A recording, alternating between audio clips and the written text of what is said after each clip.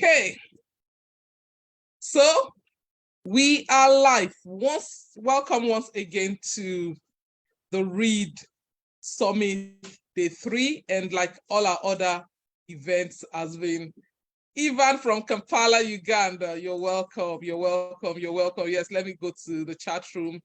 Lucy from Lagos, Ivan from Uganda. Please, can we have more chats coming in? Can you tell us your name and where you're joining us from? Mercy from Abuja. Mercy from Abuja. You're welcome. Nice to have you here.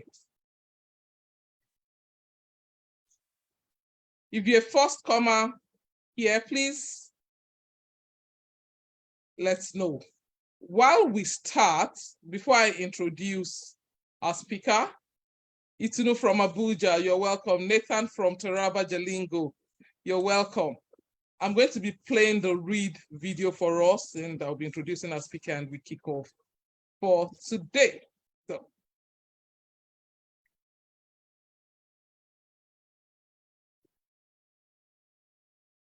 created to produce ethical millionaires, thought leaders. Read NGR is a non-profit, non-governmental, and non-religious platform created to produce ethical millionaires, thought leaders, and change agents who are motivated to create positive changes in the sands of time across the globe. Our definition of a millionaire is someone who is able to give $1 million in any currency he or she is earning to a worthy cause of your choice that will bring about transformational effects to the society at large. We aim to produce a minimum of 10 millionaires across the globe. This we intend to achieve by providing a platform that supports individuals to develop and maintain healthy habits and make better day-to-day decisions through acquisition of the right knowledge and ideas.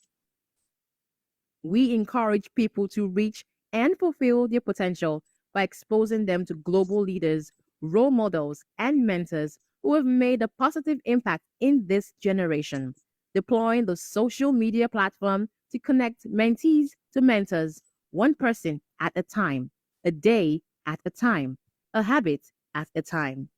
We read a book a month and also have a webinar a month to address aching issues raised in the course of the month. We are poised to raise world-class leaders who will utilize their resources and abilities to effect the changes that the world desires. Below are our social media handles. okay, so this is us from Read. Sorry, I'm equally admitting people, and this is what we do. We've had lots of mindset shifting in the past 3 days, and this evening we are going to be tying it all together. We started with the R. Kelly song, I Believe I Can Fly. I believe with everything we've listened to in the past 2 days, we are all raring to fly. Now, as Jimmy told us, it is not about inspiration. Inspiration would only take us this far. What is going to take us further is our action, and that is what the speaker this evening is going to be telling us. She's somebody that has made great strides in the corporate world, and I don't want to speak too much. Please, with Read Energy in the chat room, let me see your favorite emojis as I welcome on board my friend, my sister, and inspiration, Kike Mesubi. Kike, over to you. Thank you. Good evening, everyone. Good morning, good afternoon, depending on where you're joining from.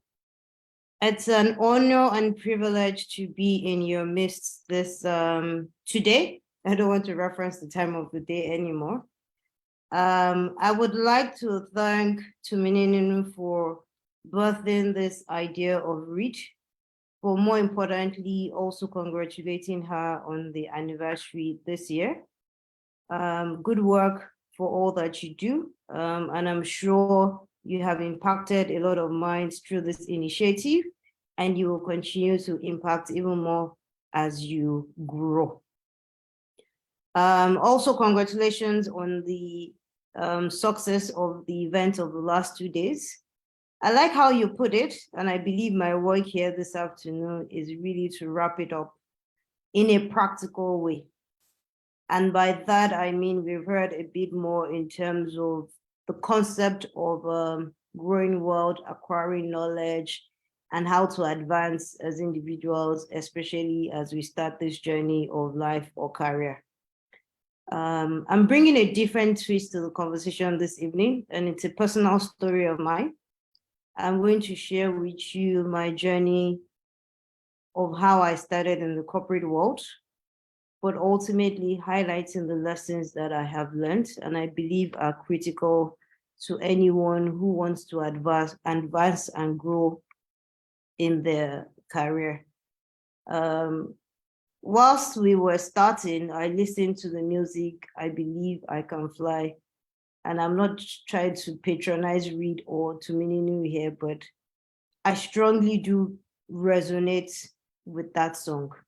And as we go along, you'll understand the why. So I'll just start by giving a quick overview of my background and educational knowledge, and then we'll continue.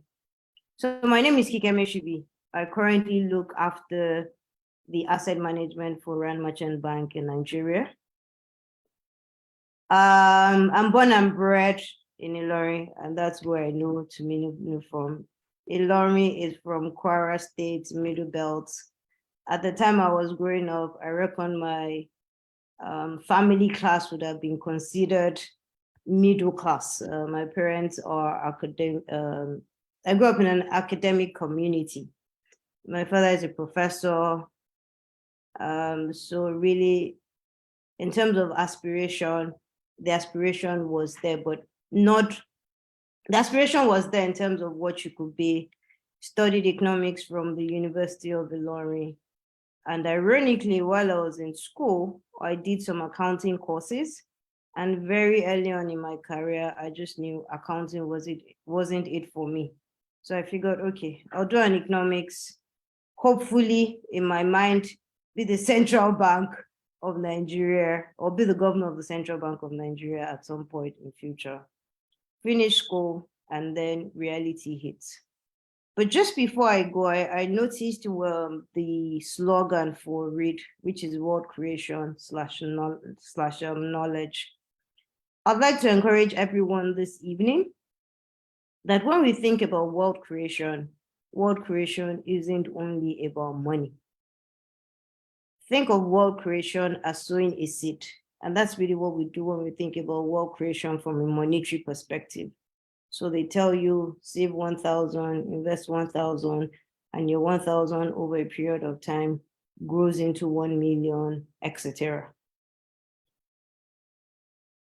Acquiring knowledge, investing in yourself from an educational perspective is also a seed that can germinate into the fruit of 1 million, 6 digits salary in future, just because you took out the time to develop yourself. And as I go along in my story, I'll highlight those things to you. So I finished school, did NYSC, and obviously I had this big dreams of working in an oil and gas company or working in a telecoms industry or working in a bank. But obviously working in a bank in a more prestigious role, either in terms of marketing or something a bit more prestigious is the word. As it turned out, I took entry exam, graduate training exam for United Bank of Africa at the time. Unfortunately, you didn't have the choice. If you passed, you didn't have the choice to choose what department you were going to work in. So the offer I got on day one was internal audit. Internal audit, for the benefit of everyone on this call this evening, is what I will call a back office job. So think of when they are the policeman. Yeah, that's the word. Yeah, the policeman. The business people have made money, they've moved on, they've been rewarded for that. And there you are going there and checking their records and trying to verify things that they have done. It wasn't quite what I thought the real world was going to present to me. But I did the job. I did it for 2 years. And after 2 years, I moved on to something else. And in those 2 years, I was committed and dedicated to doing the work that was available to me, even though that work was not what I considered my preferred. In fact, before I got that offer, I had zero inclination as to what internal audit was, but I made the most of it. Fast forward into the future, a lot of my experiences now, I can lean from what happened in those 2 years of internal audit. It taught me governance. It taught me respect for controls, which you do require as you go along. Otherwise, you just be reckless in business and you'll fall into troubles. Again, it was a very fundamental year for me in my investment journey. I started early to invest, and very early on in my career, I made up my mind that I would set aside a certain portion of my salary for investments.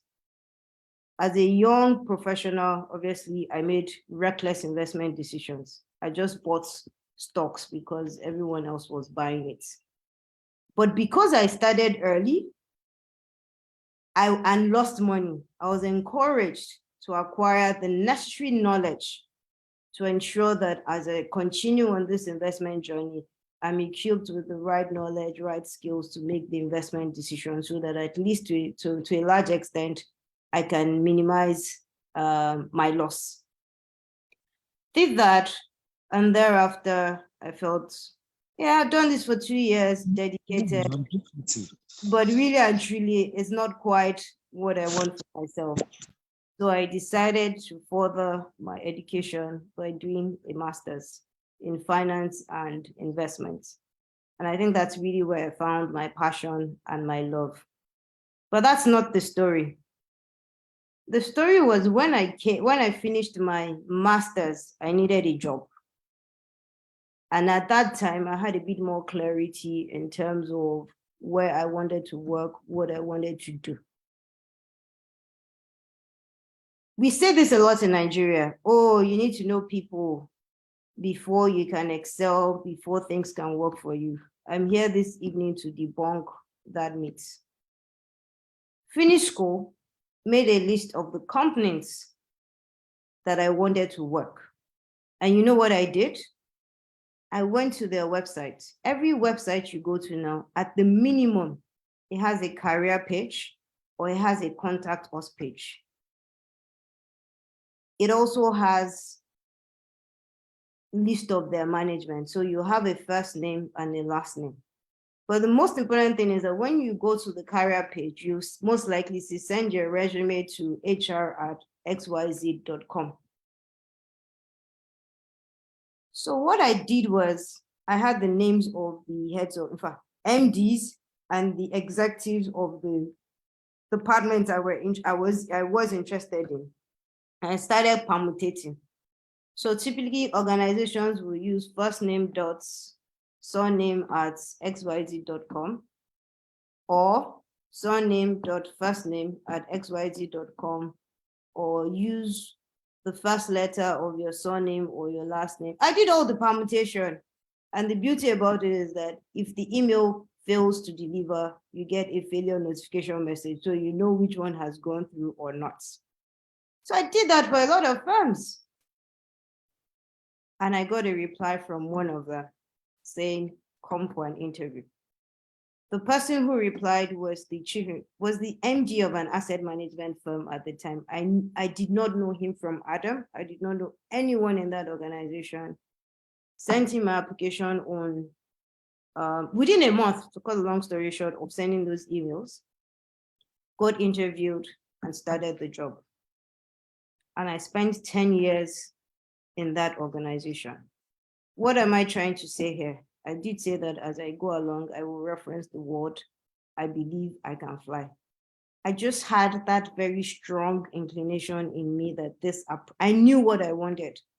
And I was not going to let my lack of knowing somebody limit me from achieving that dream. And so a lot of us on the call here, the times that we're living in are even much better in terms of the fact that technology is right at our fingerprints. So you have everything it takes to do the research, reach out to people, make cold calls. Don't be afraid. I think if I can rephrase the I believe I can fly word is to say, don't be afraid. What's the worst that will happen to you? Someone tells you a no. Does it take a hair from your head? No. But you would have done yourself that justice of trying. On the other hand, if you fail to try, you never know if it will work. So I did that and continued in this journey. And I spoke about world creation, sowing seed, and education. I not only stopped at my master's, I went on to acquire a CFA over the course of my 10 years in this organization. And I must tell you on this call today that it was the most gory experience for me. CFA is the most difficult exam and CFA, by the way, is Chartered Financial Analysts, which is a good qualification to have if you're hoping to work in investment banking, investment management, or research. Kike, sorry to cut in. I like having my sessions interactive, and I just had to cut in here. When my sister, Bumi, when she saw CFA, she's like, Kike, try. Like, I know, just had to chip that in. It is the most difficult exam I have written in my life. It gets worse because most times by the time you're writing that exam, you also have a 9 to 5. And God bless you, you may also have a family. So that's really where the challenge comes from. And I'm highlighting this just to show world creation is not only monetary. Developing your knowledge and skills in itself is world creation. And I'm saying this to say there's a foundation. Think of a building. If you do not lay the right foundation and you start to build blocks on it, that building will fall. So in the early days, you may not make money. You may not be that billionaire. You may not be that rich person or the person leading the business. It's okay. But ensure that you're acquiring the right knowledge. You're like a sponge, absorbing everything around you so that in future, you're well equipped for that big dream that you have. And so I had a 9 to 5 and I was writing CFA, and there was only one way for me to pass. It meant I would leave my house at 5:30 a.m. Not wake up at 5:30 a.m. I'm driving out by 5:30 a.m. so that by 6 a.m. I'm at my desk in the office. I study 2 hours before work starts at 8. When work finishes at 6, and I know for a lot of us, 6 is not 6. Their days work will finish at 8. But whatever time work finishes, I stay back in the office and I study till 10. At that time, it just made sense because the risk I would run was drive home in traffic. But I'm saying this, it wasn't easy, I must admit. In fact, I cried at my first, it's a 3-level stage exam. I cried in one of the courses in level 1. That's how tough it was. But I was determined in my mind to give it everything. In fact, back to what Tuminunu said, and this goes back to not being afraid. Some of you may be gifted. I don't know how many of you went to Unity schools on this platform, but Unity School was a big thing when I went to school. And we had the gifted Unity School, which was in Suleja.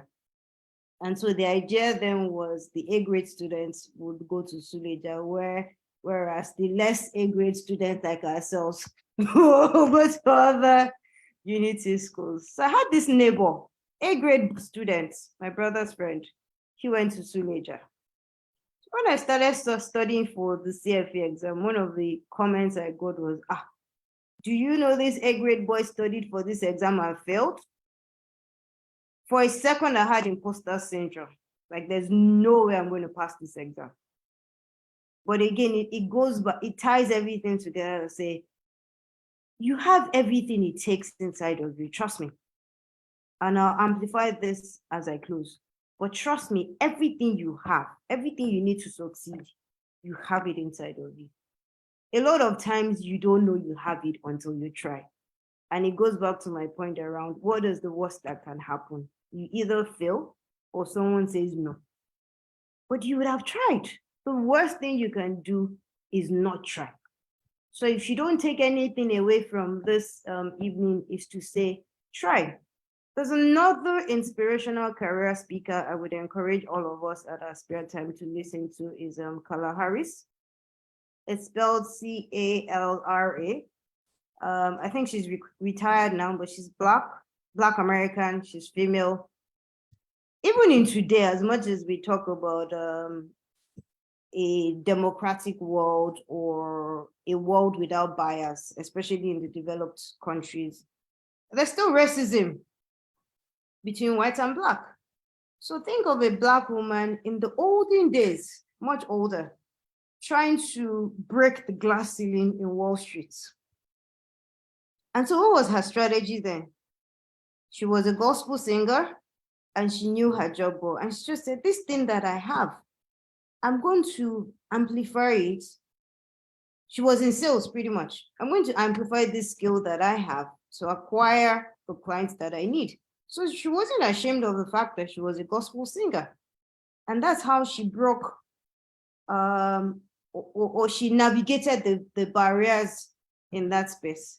But the most important thing that I like, so she's gone a lot into, I won't call it motivational speaking, but just encouraging you to be your best. And she says, and think about it in business. It's a lot better to make a decision and fail at it than not make a decision and still fail. And so okay, so I like to jump in and make you don't even know I'm really enjoying the story, but I just think we really need to encourage each other here.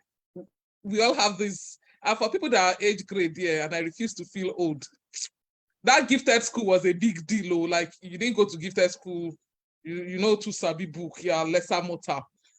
So I was preparing for this exam last year, and I wrote the exam, and I flunked it. That's the truth, even though I tried to dance around it. When I flunked the exam and I got home, and it's all this CBT exam to get the results immediately, my family saw the way I was preparing for that exam. But as you said, it's with work and all of that. So I have to wake up with my reading partner.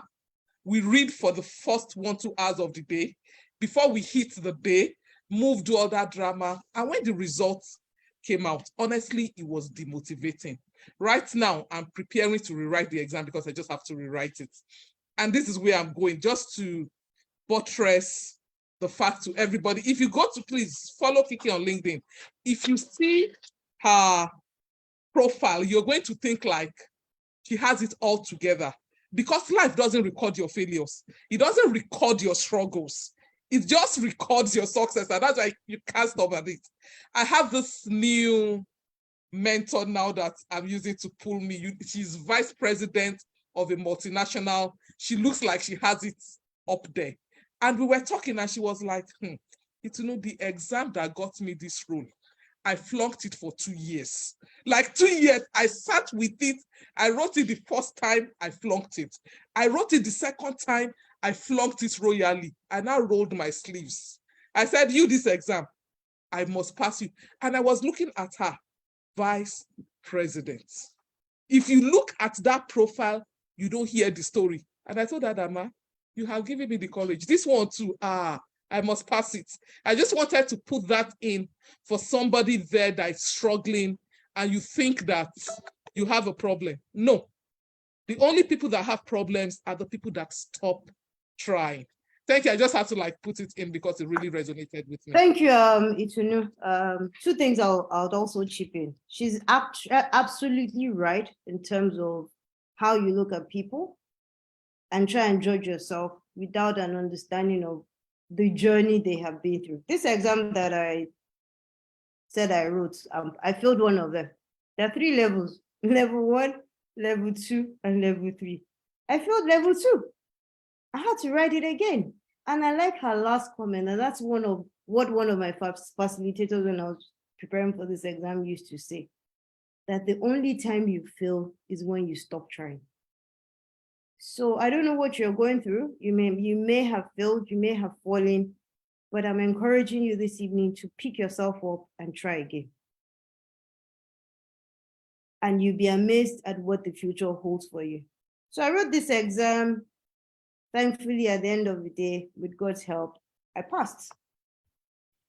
And it's such an exam that we used to think back then that once you write the exam, you know what, in your next job, you'll be landed a Prado. A Prado was the Inca at the time.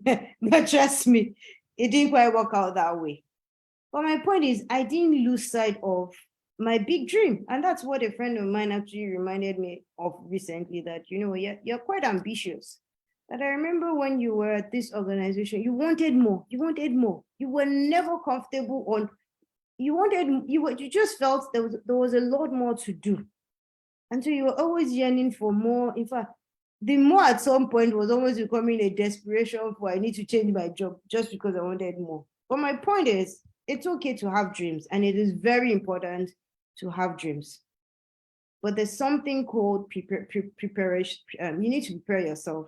Again, I'm not a very strong believer in motivational talk, so apologies if I don't appear really motivational. I just believe in being true to yourself and making the most of everything that you have.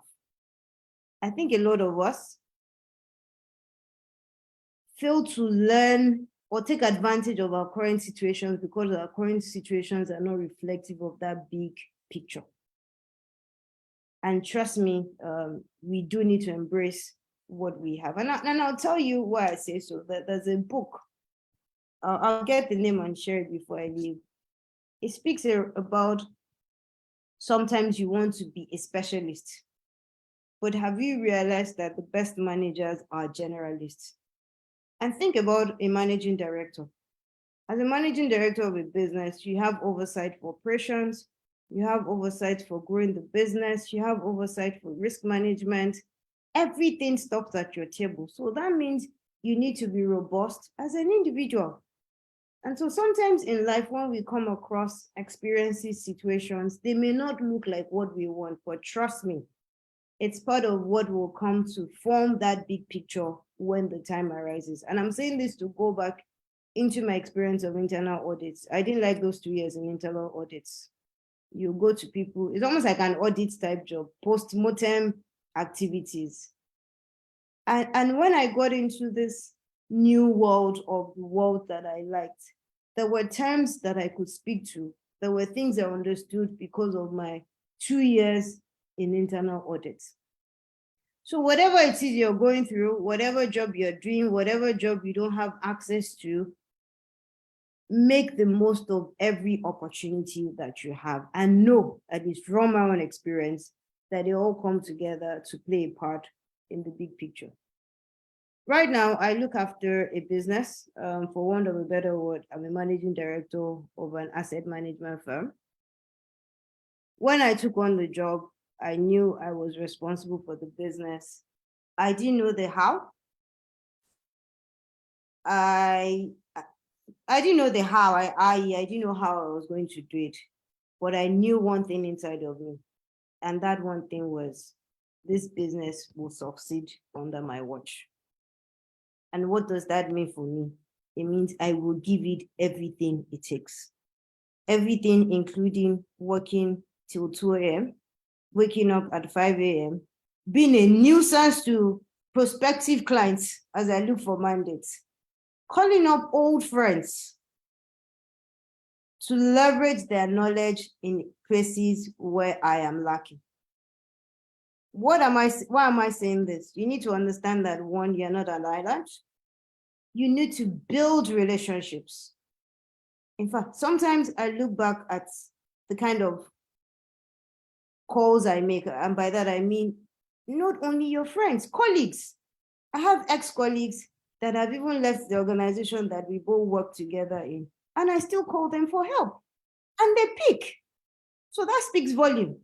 If I was a nuisance or a terrible person, my calls would be going to voicemail. So you have to build relationship. And as you grow along in your career, it is your qualification that will get you the job. Your qualification in the early days will get you promotion. But after a while, you need what we call social collateral or social currency. And this is where relationship starts to come in. This same lady, Kala Aris, I spoke about, she's very big on this. And she gave an example. In the US, they're big on, in Nigeria, we're big on mentor, mentee. But in the US, they also do something called sponsors. And I'll give you an example of what a sponsor means. There are two of you, excellent. In fact, to keep it easy, there are two of you being considered for a promotion. And there's only one person there's vacancy for just one person to be promoted. Both of you have scored 90, which are criteria for being promoted. Do you know that when this decision to promote A or B will happen, you will not be in there? So it is people who will speak on your behalf. God bless you if the people in that room are people you have wronged in the course of your journey. You're not getting promoted. And so that's where the essence of building relationship and finding a sponsor. A sponsor is someone who can speak on your behalf, someone who's had exposure to your work and can speak for you. So think about it. Two people, they met the minimum criteria for being promoted to the next level, and they can only promote one person. And candidate B has people who can speak in his or her favor, and candidate A has nobody to do that. Who do you think will get promoted? Obviously, it will be candidate B. There will be people who will speak in that room to vouch for candidate B, like, oh, I know him, I've worked with him, he does a great job, I think he will do well, he's demonstrated capacity to go into the next level. So relationship, it's very, very, very important as you go along. Knowledge. And don't be afraid, it's probably the way I would say. And not being afraid also comes from the fact that you are knowledgeable or you're willing to seek knowledge. I still read. In fact, I had an experience this week where there's an industry I'm trying to break into for my business. And suddenly I'm told there's a change in IFRS requirements for them. And that change in IFRS requirement immediately presents an opportunity for me. I stayed up till 2 a.m. on one of the nights this week to read up on that because I need to be as knowledgeable as the owner of the business or the people in the sector and be able to speak to them around what the changes are, how that impacts them, and how my solution can block that gap. So my point is, a lot of times we're afraid because we lack knowledge. I don't want to be seen because they will ask me a question and I don't have the answer to it. So if you do want to be seen, then go and learn. So enough. Yeah, whoa, I didn't realize time is fast spent. In closing, it's just to say, I'd like to summarize by saying, world creation is not only monetary. I'm not a rich person, but my life is better than 10, 15 years ago when I started work. And that comes from the fact that I invested in myself to acquire the right skills and knowledge for the big dream that I had for myself. Yes, maybe my friends were investing more in financial instruments, but I decided to use that money to acquire the right knowledge. So don't only think about world creation in terms of monetary investment. Educating yourself, acquiring knowledge, taking courses are investment, and it is critical, especially if we're just starting out on our career journeys, because those knowledge, those skills form the foundation for what will become in future. The last thing I would like to say is that many times you'll be presented with situations that are not what you consider you want for yourself. It could be the job, it could be the location. You may decide, oh, I want to work in Lagos and Abuja, and then you get posted to Ogun or Abeokuta. not what you want, but you're there. Make the most of it. It could be in terms of building relationship. It could be in terms of learning the culture. And it may be that knowledge of that culture that will be the conversation starter for your Messiah, or the person that will help you in future. The person may just look at you and go, oh, you know that much about Abeokuta. I'm impressed. Do you know I'm from Ogun State? And then it just happens. And then the thing you've been looking for so long, it's right there at your doorstep. So really, wherever you find yourself, whatever opportunity that comes your way, it may not look like what you want, but trust me, there's a reason why that is happening to you. Embrace it, make the most of it, and all these little experiences will come to bear in future to help you fulfill this big dream that you have for yourself. Thank you very much. I will stop here and take questions. Wow. Please, can I see the reactions? Yeah, Adet, you got that right. Generalists make the best managers. Before we move into questions, please, if you have questions, you can raise up your hand, you can type it in the chat room. That thing you said about social capital, I think we miss it so much here. There are people that see, you have this perception like, oh, I'm working, I don't want to be seen as Oga's child, or I don't want it to be like I'm doing show off or something. And sometimes I get this feedback from people like, oh, they are picking their own people. And I'm like, how on earth did you get to the stage that when decisions are being made by lawmakers, you are not their person? Because this social capital thing, for me, is a skill, is a must-learn skill for growth. So that in places where decisions are being made, as you rightly said, number one, your name must be mentioned. Number two, your name must be preferred. And it is in your hands. So it is your responsibility. The first time I will use the word Rema, the first time I got that Rema, my head opened. I was in a session and the guy was like, do you even know like your boss's wife's birthday? Do you wish her happy birthday? There are some decisions, we are all humans, we are social beings. There are some decisions, let me not deceive you, that is taken in the bedroom. And it is the madam of the house that is taking that decision. It's simple common sense. So when you decide that your life, you can't use your career to fight a looter. Like, no, me, I don't take nonsense. So like, seriously, that you're not taking nonsense is what is going to keep you at that level. And it really doesn't hurt to be nice. It doesn't hurt to be kind. It is your boss's birthday or your boss's child's birthday. And you are like, oh, I sent this card to the child. Little seeds of kindness. I was working with someone one time and it was a very tough interview. Like, it was a very tight run. They had to do the run like twice. It was very tight between she and the next candidate. And at the end of the day, the other candidate was preferred and she felt very bad. And when she came to meet me, I just smiled. I said there was a tiebreaker. That guy broke your tie. Go and find what the tiebreaker is. And that's the challenge I want to give to everybody on this call. Every time you go to an interview, there's going to be a preferred candidate. It's your responsibility to know what the tiebreaker is and challenge the status quo and break that tie. And thank you so very much for the way you emphasized hard work, because that's something that I see that is going to the back seat in this current generation.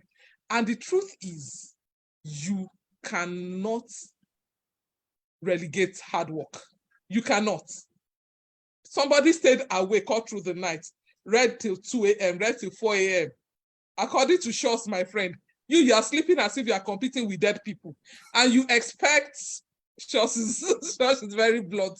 And you expect us to have the same result. It won't happen. It can't happen. The more you learn, the sharper you get. I was speaking to some young girls today, and I was telling them nobody's born smart. Forget all the stories we tell ourselves. Nobody. When you see a baby, do you know if that baby is smart or not? It's garbage in, garbage out. We are all good at something. And whatever you devote your time to, you grow at it. So you heard Kike. Kike, thank you for that example. She had a presentation and she was spending hours. Once you spend hours at something, it shows. When you are talking, you will be knowledgeable at it.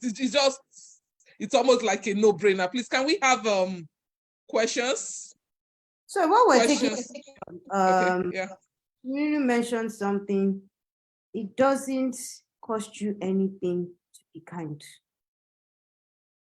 Oftentimes, we choose who we want to be kind to. I think I've just invited that habit of saying good morning, thank you to anybody I come across, including the security man. I'm highlighting this to say sometimes your faith to getting that job may be the security man. You don't know what culture that organization has placed on courtesy, customer service, being nice. And their decision to offer you that job may include asking the security man, how did this person treat you? So don't only think it is the panelist in the room that you should be nice to. Anybody you come across, good morning, thank you. It takes nothing away from you and adds everything to you. Just thought to add that. Thank you. I love that. I love that. It doesn't take anything away from you. It adds everything to you. One of the challenges I want to give us this evening, we've had this 2 days mind shift on I believe, I can. The proof of your belief is in your actions.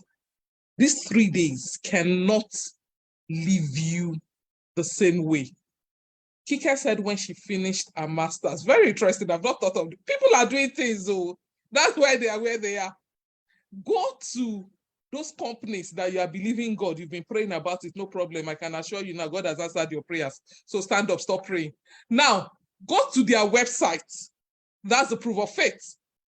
And now take the contacts, look at it. And as she was talking, one of the things that struck me is, before you even apply, you can check like the top management, check the culture, check what. So you've already worked technology. You guys are lounging. This is, I keep repeating it. Kike has confirmed it. This is the best time to be alive because you have easier access to people now. You don't need to go and stand in one place and wait. And do the cold calls. If you are submitting 10 CVs electronically every day for 1 month, come back and come and give us the testimonials. The next 1 hour is going to be awesome. You'll be listening to people that we have done this journey together for 1 year. I saw transformations this year and I was so bad, like these principles work. These principles work. So please, this is very practical. This is very real. After all the ginger, after all the emotions, the next thing is, what are you committing to doing? While Peter was speaking, Peter was like, see, don't do the big things first. Don't try and make it big. 3 minutes, 5 minutes, 10, but make it every day. What are you going to do every day? What course would you study? What certification would you add to your name at the end of this? And I really like what she equally said, even though time is running now, but let's see if we can talk about investment a bit, because this investment thing, we have lost money. We are making money too, but can you tell us a bit more on how to make intelligent investments and grow our assets? Yes, we know we have to invest in ourselves, and that's the greatest ROI, really. Whatever you're doing, you're a tailor, you are a carpenter, whatever you are, investment in yourself is what is going to determine what people will pay for what you are producing. So that's a no-brainer. But however, beyond that, like passive incomes and all of that, I don't know if we can touch on that in like 5-6 minutes. So the first thing is we should not see investment as a money doubling experience. I think sometimes investors also have that, and that's where the pitfall starts to come in. Where somebody says, give me this money, I will double it. Trust me, if it's too good to be true, then it is true. Run. Again, I think Tumi mentioned it at the beginning. There's nothing automatic. Everything is a journey. So when those opportunities come your way and they're too good, you do have to take a step back. But ultimately, simple way to put it is, first rule, you will never have enough money, trust me. The day you are handing 100,000 and you're complaining, oh, if only I had 500,000, I would be able to save. The minute you start earning 500,000, you will not be able to save. So my point is, the choice to save an investment or the option to save and invest is a choice you have to make early, irrespective of how much money you have.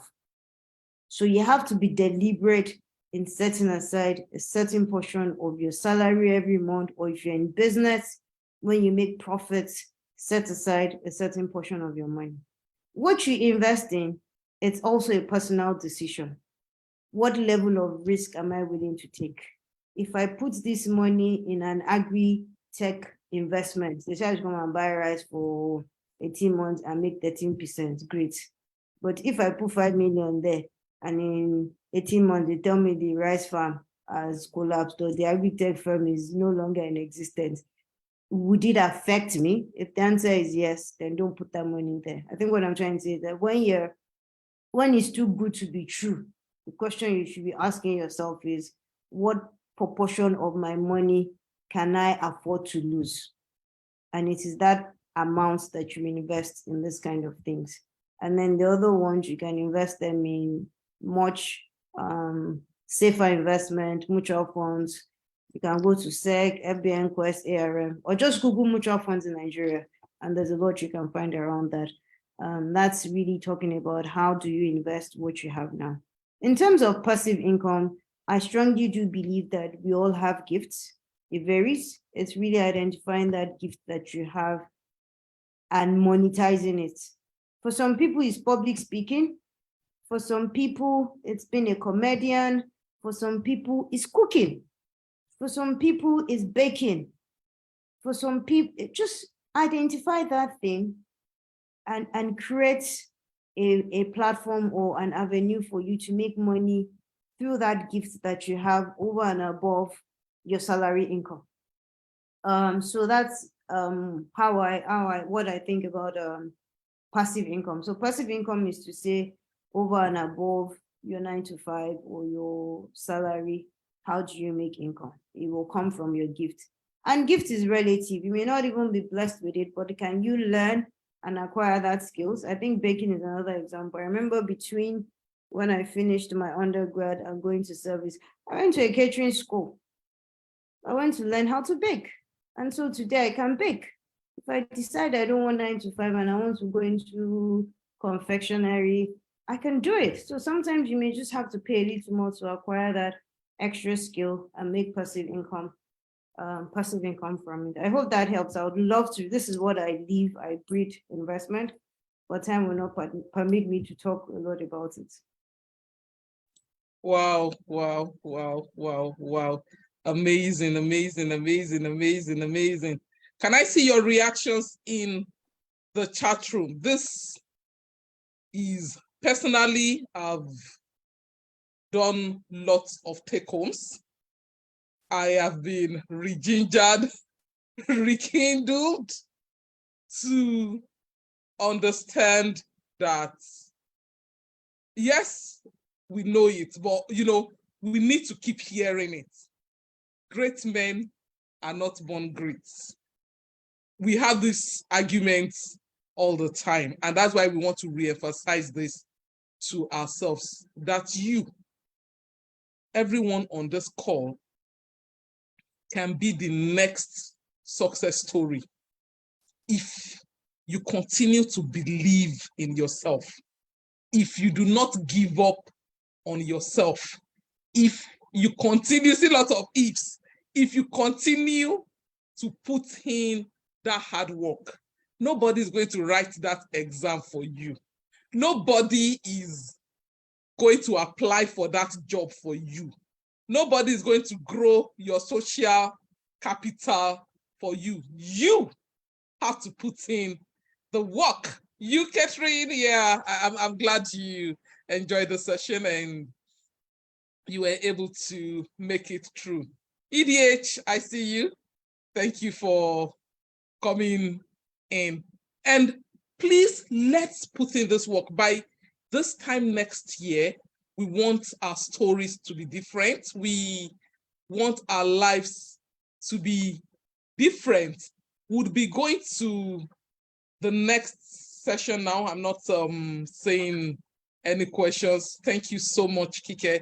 That was simply delivered and it resonated because it is life. Thank you for sharing your story, moving all the way from the bottom of the ladder to managing director. You know, we think that all these people up there, they are special, they are different.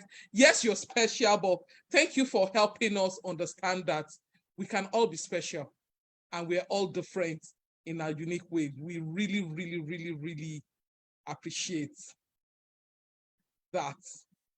Thank you so very much. So now we'll be moving to the very next session. We'll be having, I have 2, 3 people that are coming up. This is, how will I put it, surprise.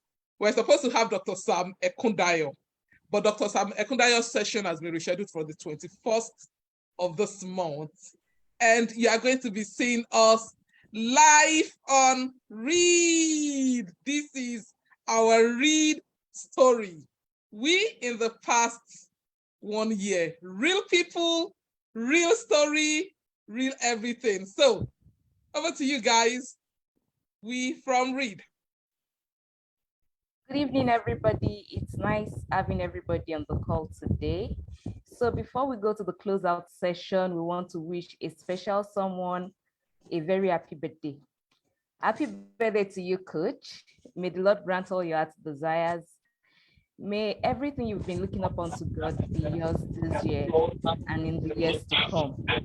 So very quickly, like 2 other people will be wishing you a happy birthday. Catherine, can we have you?